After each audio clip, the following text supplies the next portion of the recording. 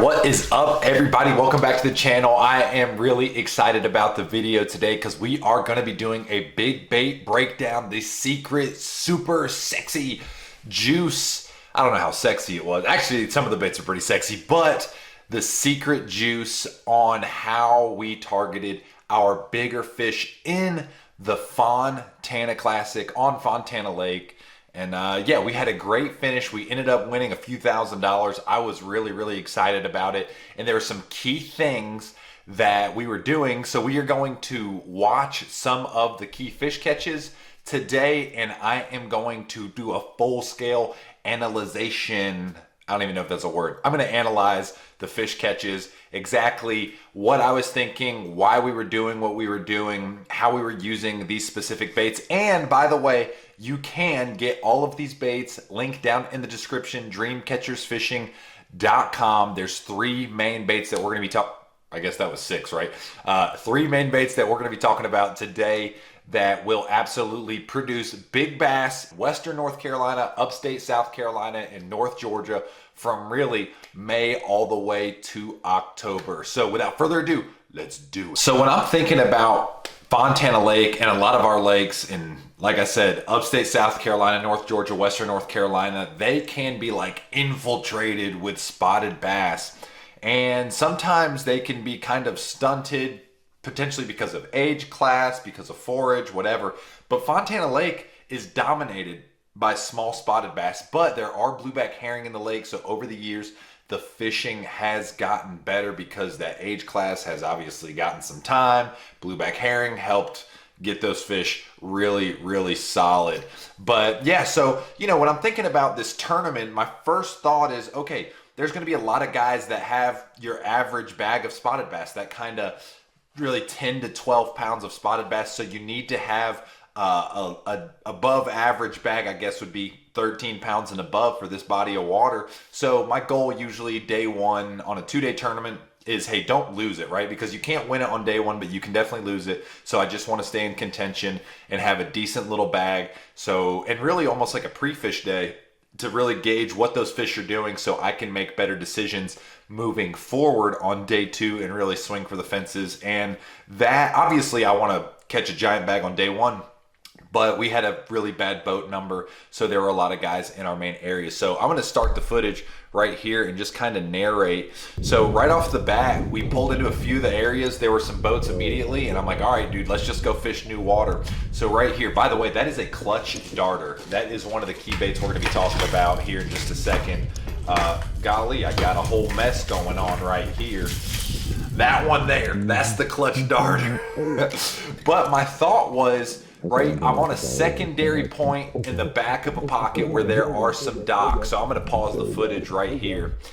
Right, so it's springtime. The fish should be transitioning either out because they've already spawned, or they're transitioning in because they're going to spawn. So my thought is they are going to stop on cover or isolated structure in order to spawn. So for me, I'm like, okay, this is a secondary point we stopped on, and then we're gonna hit these docks on the way back because a lot of times those big females will stage on that stuff before, like I said, they move up to spawn. So for me, this was a great area to kind of like, hey, there's people fishing everything, so let's just kind of pick a pattern that should be playing, and there should be some really decent largemouth staging. So I threw that clutch darter, and I don't know if you could tell, one of those casts, I skipped it way up under the dock. That bait, because of how thin the profile is, the clutch darter, that bait skips really well on top of the water. So I can skip docks with it. Now, it can be fragile. If you slam something at a very fast velocity, it'll break. But for the most part, if you're hitting little floats and just kind of barely ticking it and dinging it, the bait's actually really strong. But it's a chop style glide bait, right? So when you reel it, it really doesn't have much of an action, but it is made because it has this huge angle. Those hooks are sharp. Because it has this huge angle, this bait chops and turns on itself really good and easy, and that is what gets those fish to bite. So right there, I was paralleling that dock. I saw like a 2.5 come out and kind of like flinch at it, and then out of nowhere, this 3.5 pounder absolutely inhaled it. I mean, holy cow, it absolutely choked it. So right off the bat, I'm like, okay, we've got a 3.5 pound largemouth, which is a really, really nice fish, like I said, for this body of water. On the clutch darter, it inhaled it from the back too. And immediately I'm like, boom, like that's a really good fish in the boat, and we're definitely getting somewhere. So then we fished for a little while, and we're kind of getting spun out, not really spun out, just like nothing was really happening. We went and picked a few fish up with a shaky head. But now, man, this is really unique. I made a long run up to this running water. And something that I notice people do is if they see a boat, and you could say, Austin, you just said there were people in your area and you went and fished something else. I'm picking up what you're putting down. They were kind of anchored there doing their thing. There was a boat here that kind of, on our lakes, you get flowing water in and the lake rising. So what happens is as the water flows in, as the lake rises, the flowing water brings down debris, bottles, trash, storm stuff from storm drains, whatever, the highway, whatever. And then the lake has floating debris from it rising, and it creates a trash pile. Well, I saw someone fish the trash pile, and then they were like, they didn't catch any. They said, man, I didn't catch any. And I'm like, hey, you mind if I squeeze on by you? And they're like, yeah, sure, whatever. So they turned around. I went up into this running water, into the trash, and I want to show you guys. I took the DRT Tiny Klash, and I literally, right here, I pointed and said, man, I saw a bass up there. Yeah, you can see me point. I said, there's a bass I just saw. So I made a really long cast paralleling that isolated root ball with a Tiny Klash. And then once again, this thing is like a big crank down crankbait. It has this crazy roll swim action. And right here, another, what I would say, above average fish. This fish was right at 3 pounds. It was our fourth fish. So I'm like, all right, we got a 3.5. And then we've got a 3, two what I would say really nice fish. Like we need a bag of those to like have a chance at the lead, but we definitely need a few of those or 4 of those to be in contention. So I used the DRT Tiny Klash, and that bait, once again, it's versatile. You take the lip out of it, flip the tail, whatever. It can be a crankbait, it can be a glide bait, it can be a jerk bait. Kind of everything right here. I'm going to pause us. All right, but that bait right there, like in running water, if you guys have seen over the years, man, or just like creeks, or the thing I love about it is it doesn't sink. It's a slow float, which means it almost suspends, but it floats. So what happens is with a lot of glide baits, you reel them, you reel them, you reel them. Like even this one has a lot of weight on it right there, but you reel them, you reel them, you reel them, and then when you stop it, it sinks. So you kind of got to keep it up and working and moving. Well, the unique thing about the DRT baits, the Klash 9 and the Tiny Klash, like I said, available at dreamcatchersfishing.com, when you stop working them, they slow float. So I can leave the bait in the strike zone more. So here's the unique thing. When I'm fishing that current, I can reel it, burn it, stop it, reel it, burn it, stop it, and really keep that bait in front of those fish for longer. And once again, it just has this crazy crank down roll, and caught that big fish. So we ended up catching our limit on a shaky head. We're like, okay, we got a 3.5 pound largemouth, a 3 pound largemouth, and then literally 3.5 pound spotted bass. So right here, I pick up the darter again, big structure, big bass like big structure, and I'm just paralleling this wall. I'm thinking, hey, herring like to spawn on cement walls, big walls, whatever. You see me twitching it, big smallmouth comes up and absolutely destroys that bait right there. And there was actually 3 of them that I saw, and I was really excited about it. But yeah, I boat flipped that, and I'm like, yes, like that gets us almost to our goal, or right around our goal, right? My goal was 13 pounds on day 1. So now we got a 3.5 pound smallmouth that I just caught, 3.5 pound largemouth, that's 7, plus a 3 pound largemouth on the DRT Tiny Klash, that's 10, and then 2 1.5 pounders, that means 3 pounds. So then that gets us right there to our goal, which was 13 pounds on day 1. But that clutch darter right there around a herring spawn can be the deal. And then literally right here, back of a little pocket, same kind of deal. I'm like, oh man, there was some fish. I'm literally throwing that darter, and I have a 3 pound spot shoot out right there. I miss it, and I'm like, son of a gun, but I flip right back in there, knowing usually when one feeds, it creates a feeding response, like what I call a CFE, a competitive feeding environment. And then just like that, another spot. This literally helped cull up just like a couple ounces right there. But yeah, so that that was literally our day one. And that bait right there, the clutch darter, absolutely was the deal for our two biggest bites of the day. And then our next biggest bite came on the trusty DRT Tiny Klash in brown trout, which I really like brown trout. And the reason is they actually stock, dude, I'm not even kidding, from Arkansas to Tennessee, Alabama, Georgia, you name it, South Carolina, North Carolina, they actually stock brown trout to control herring populations in a lot of the lakes. And then naturally, a lot of the big main rivers that flow into all the reservoirs, they have brown trout, rainbow trout, whatever, but they have a ton of brown trout. And brown trout are in all of our lakes, and that is an eater size. I love it. It looks like a brim with that purpley chrome side. Got a real natural back, has that bone yellow finish on the belly. So it's a really good bait to throw when it's sunny, really good bait to throw when it's cloudy. Looks like a brim, looks like a brown trout, looks like a brook trout. Absolutely gets smashed. So anyways, let's go into day number 2. First like stop of the morning, I miss a really nice spotted bass on the darter, and I'm taking mental note. Okay, there, that one just kind of nipped it, like he just nipped at it. So it made me immediately kind of like red flag, like they're not eating it right. There's a shad spawn going on this specific bank. Cole took a spinnerbait, picked it up, and caught it. So once again, we make another move. I go to another spot right here. I have a really nice largemouth come out on the darter. Oh my gosh. It was like a 4-pounder, or maybe not a 4, maybe a 3.5, but it was a really built, like healthy stud largemouth. And once again, he just came out and just barely kissed it. And I'm like, oh, I just don't know about that. Like, it's not eating it right. Well, I keep throwing the darter, and then Cole caught the first one on a spinnerbait. I turn around, and Cole has a nice fish up in this really cold water on a spinnerbait, and naturally I'm like, okay, it's probably a smallmouth or a spotted bass. I jumped in the water because it got stuck around this log. It ended up being a really nice meanmouth, and I'm like, nice. So we've got, you know, a couple. We'd caught some other spotted bass, some little ones. No, ooh, and then that big meanmouth. I gotta pause. All right, he'd caught the one on the spinnerbait, then we caught a couple schooling, and then he just caught that meanmouth on the spinnerbait. Mind you, I've already lost 2 on the darter that are just nipping it. So I'm already like, I just don't like how they're hitting it. And there's days like that when you're throwing glide baits, when you're throwing big swim baits like the darter, they just don't smoke it, right? Well, here's the deal. We catch that nice smallmouth or meanmouth, and I'm going to rewind a little bit.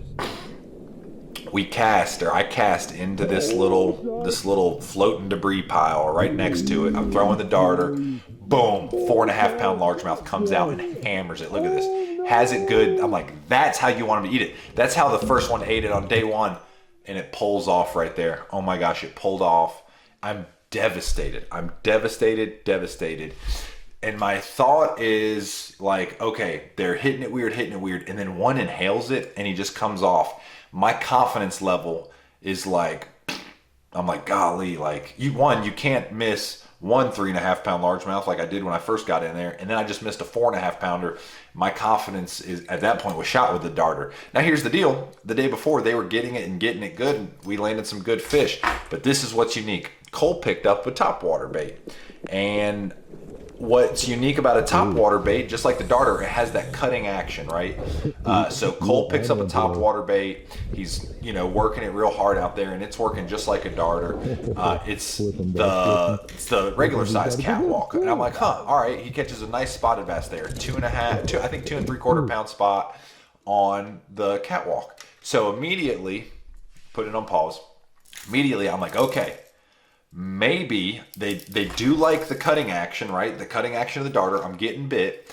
And then they like the cutting action of the smaller CatWalk. So I'm like, maybe I can get a topwater bait that's the size of the darter, but has more treble hooks, because they're just eating it funny. The more treble hooks, the merrier when they're eating a glide bait funny, right?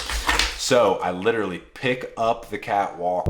I'm looking at this, you know, piece of debris that's in the water, and I'm like, all right, here I go. First cast with it. I'm throwing it. I'm walking it up there, and I'm like, they like the cutting bait. They just ate a topwater just like that. First freaking cast of the day.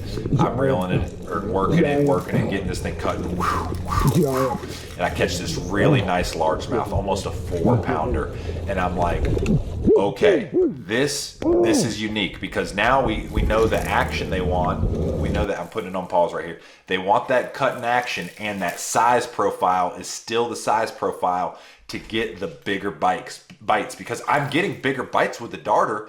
They just weren't getting hooked up. So I'm like, okay, maybe I can go to similar size profile right here with the Magnum CatWalk, just with more treble hooks. So we go back to where I lost the 4.5 pounder, and he caught that really nice mean mouth. So I throw out the Magnum CatWalk, once again, that same little debris pile. I'm walking it, and then it sounds like a bomb goes off right there. Oh yeah, baby. Yeah, just walking it, slow-mo it, big explosion. I mean, I could hear that snap of the water, like, and I'm like, that's a giant largemouth flushing that bait. And I knew it was a freaking stud immediately. Part of me wonders, I lost the 4.5, or what I thought was a 4.5 pounder. Part of me was like, I wonder if this was the same fish, but there were a lot of largemouth in that area, and I am so excited and hyped right there, man. I'm pumped up. But then they come up schooling right there. You always got to have a fluke handy on a herring lake. This really, really nice spotted bass ended up, I think, like 3.5 pounds. Ate that fluke, but at this point I'm like, man, like, we have a chance for a really, really nice bag, because we have a 2 3/4 pounder, a 3-pound mean mouth, an almost 4-pound largemouth, a 5-pounder, and now I'm working with this spotted bass that I'm like, it's definitely north of 3.5, between 3.5 and 4, and he absolutely got that fluke so good. By the way, I just put up a video the other day on my fluke secrets. I know a lot of people struggle with hookup ratio and catching fish on a fluke. This fish catch I actually used as an example in that video, so you can go check that out on the channel. But big spotted bass right there. Like I said, you always got to have a fluke handy. So we make a move down lake, and then we get around some more bait. We saw one schooling, and Cole literally just picked up a clout, which is like a Senko, 6th version of a Senko. He catches this really big spotted bass at Cole's, and I'm like, oh my gosh, we absolutely have a stud bag. But we're up in this cooler running water, and the day before I caught a big one on, that's right, the DRT Tiny Klash brown trout. So my next thought is, hey, I'm going to pick up the brown trout Tiny Klash and throw it. Once again, there's a piece of isolated brush right there. I pick it up, literally my first cast with it. I throw it right by that, freaking, I'm like, dude, another big one.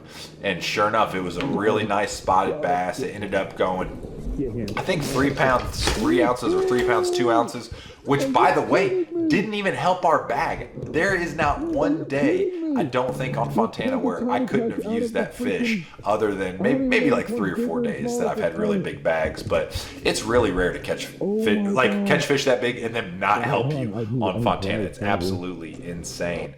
So, I mean, just an unbelievable day. But the big deal, 100%, was targeting bigger fish with bigger baits. They wanted that bigger profile. Like, almost every big fish we caught moved more water. And that is one thing I tend to notice on our herring lakes. Don't get me wrong. You can catch a bunch of fish, and you can catch some absolute studs on flukes and smaller bait fish imitating baits. But sometimes I think the more that bait displaces water, you feel that big displacement of the water, you can get those big fish's attention and those big fish to eat. So that is a mega key right there. And that booger right there, like I said, they're available. Link down in the description, dreamcatchersfishing.com. The 6th Sense Mag CatWalk looks like something you'd find in your wife's drawer without hooks. But that bait moves so much water, man. It gets big fish to eat it. Same deal with the darter. Same deal with the Tiny Klash. Like, if you look at the size profile of all 3 baits, let me see if I can hold all 3 baits. I mean, right there. Whoa, that's pretty hot. But those 3 baits all have the same size profile, and that is what they were wanting. So a lot of times you have to upsize your bait to upsize your bites, and that's exactly what I did. It ended up paying off, and we ended up winning a few $1,000s. It absolutely tickled me. Fishing how I like to fish, throwing big baits, doing my thing. I love it. But anyways, y'all, I appreciate you guys so much for watching this video. I hope you learned a lot, and I hope this video helps you catch more and bigger fish. So anyways, till next time, go get them. See you guys. Peace.